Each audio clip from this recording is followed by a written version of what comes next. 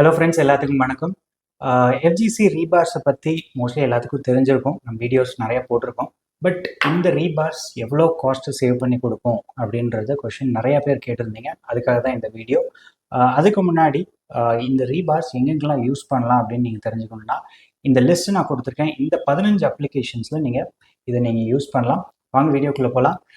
Cost difference பற்றி தெரிஞ்சுக்கணுன்னா shinestar.biz இந்த வெப்சைட்குள்ளே போயிட்டு ஃபர்ஸ்ட் பேஜ் எஃப்ஜிசி வெர்சஸ் ஸ்டீல்னு இருக்கும். அதில் ரீபார் சேவிங்ஸ் கால்குலேட்டர் நீங்கள் கிளிக் பண்ணிங்க அப்படின்னா உங்களுக்கு ஒரு பேஜ் ஓப்பன் ஆகும். அதில் கரண்ட் டிஎம்டி மார்க்கெட் ப்ரைஸ் என்னன்றதை நீங்கள் என்ட்ரு பண்ணுங்கள். கிட்டத்தட்ட 75 to 74 ருபீஸ் அந்த மாதிரி வரும். இந்த 75ன்னு என்ட்ரு பண்ணிக்கிறேன். ஸோ ஒரு எக்ஸாம்பிளுக்கு ஒரு 8 mm நம்ம எடுத்துக்குவோம். ஸோ ஒரு ப்ராஜெக்ட்டுக்கு ஒரு 2 டன் நம்ம ஒரு எக்ஸாம்பிளுக்கு எடுத்துக்கலாம். கால்குலேட் த சேவிங்ஸ் நம்ம கொடுத்தோம்னா கிட்டத்தட்ட ஒரு 43,000 பக்கம் உங்களுக்கு சேவ் பண்ணி கொடுக்குது எஃப்ஜிசி ரீபார்ஸ். சேவிங்ஸ் பர்சன்டேஜ் பார்த்தீங்கன்னா உங்களுக்கு 29%. இந்த மெயின் டிஃப்ரென்ஸ் எதனாலன்னு பார்த்தீங்கன்னா உங்களுக்கு எஃப்ஜிசி ரீபார்ஸ் வந்து 6 mm நீங்கள் யூஸ் பண்ணாலே போதும்.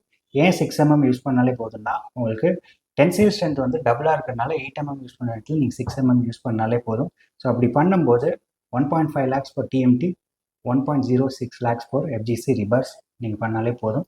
ஸோ உங்களோட ப்ராஜெக்ட்டுக்கு எவ்வளோ காஸ்ட்டு சேவ் ஆகும் அப்படின்றத நீங்கள் இந்த கால்குலேட்டரை வச்சு நீங்கள் யூஸ் பண்ணி தெரிஞ்சுக்கலாம். Thank you so much.